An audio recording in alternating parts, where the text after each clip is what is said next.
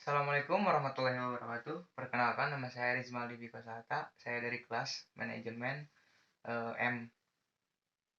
Di sini saya akan menjelaskan peran akuntansi dalam organisasi. Ada 3 akuntansi manajemen, dan yang kedua akuntansi keuangan, dan yang ketiga akuntansi biaya. Akuntansi manajemen dan akuntansi keuangan mempunyai tujuan yang berbeda. Jika akuntansi manajemen adalah yang mengukur, menganalisis, dan melaporkan informasi keuangan dan non-keuangan yang membantu manajer untuk membuat keputusan guna mencapai tujuan organisasi. Maka, akuntansi keuangan adalah yang berfokus pada pelapor kepada pihak eksternal seperti investor, lembaga pemerintah, bank, dan pemasok akuntansi keuangan, mengukur dan mencatat transaksi-transaksi bisnis serta menjadikan laporan keuangan yang disusun berdasarkan prinsip-prinsip akuntansi yang diterima umum atau GAAP.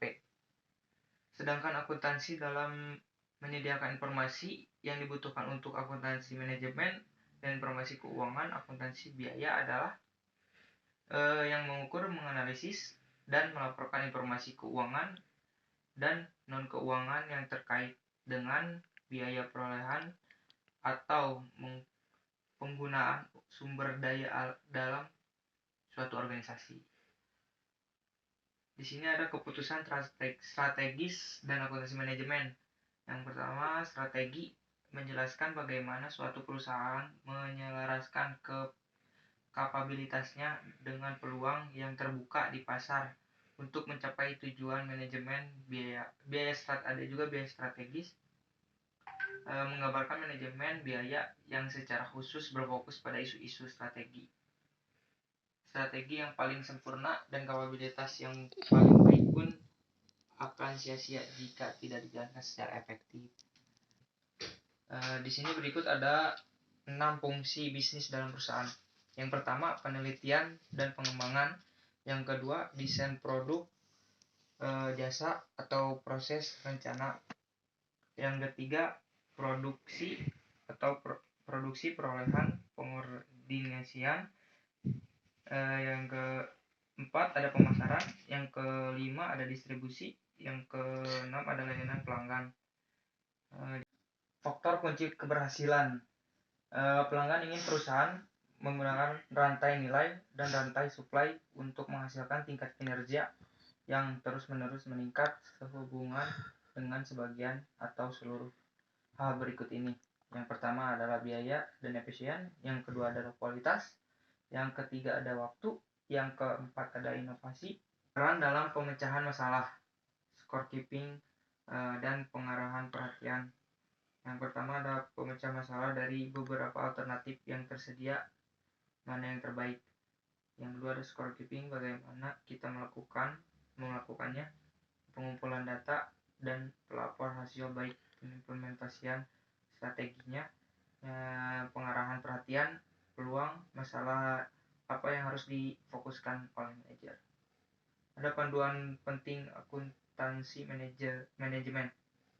Terdapat 3 panduan penting yang akan membantu akuntan manajemen menyediakan nilai terbesar bagi perusahaan dalam aktivitas perencanaan dan pengendalian. Menggunakan pendekatan biaya manfaat, memberi pengakuan penuh pada pertimbangan perilaku serta pertimbangan teknis, dan menggunakan biaya yang berbeda untuk tujuan yang berbeda. Yang pertama, pendekatan biaya manfaat. Pendekatan biaya manfaat.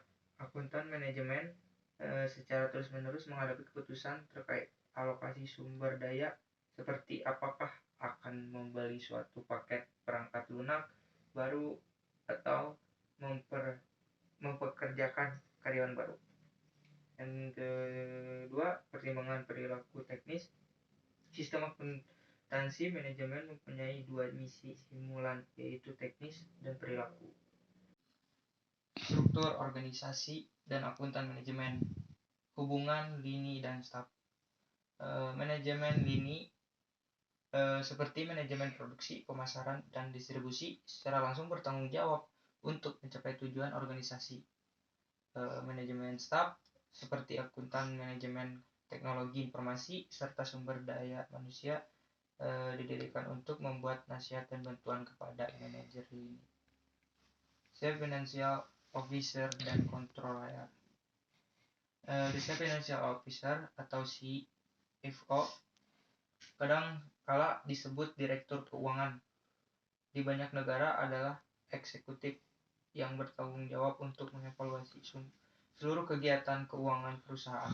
Tanggung jawab seorang CFO bervariasi antar organisasi, meliputi bidang-bidang seperti berikut ini. Yang pertama, controllership meliputi penyediaan informasi keuangan untuk dilaporkan kepada manajer dan pemegang saham serta mengawasi seluruh aktivitas dalam sistem akuntansi. Yang kedua ada treasurer, meliputi aktivitas yang terkait dengan perbankan dan pembiayaan jangka pendek dan jangka panjang. Yang ketiga ada manajemen risiko. Yang keempat ada perpajakan. Yang kelima ada hubungan investor, menanggapi dan berinteraksi dengan pemegang saham. Segitu saja dari saya, dari materi peran akuntan dalam organisasi. Mohon maaf bila ada kesalahan. Wassalamualaikum warahmatullahi wabarakatuh.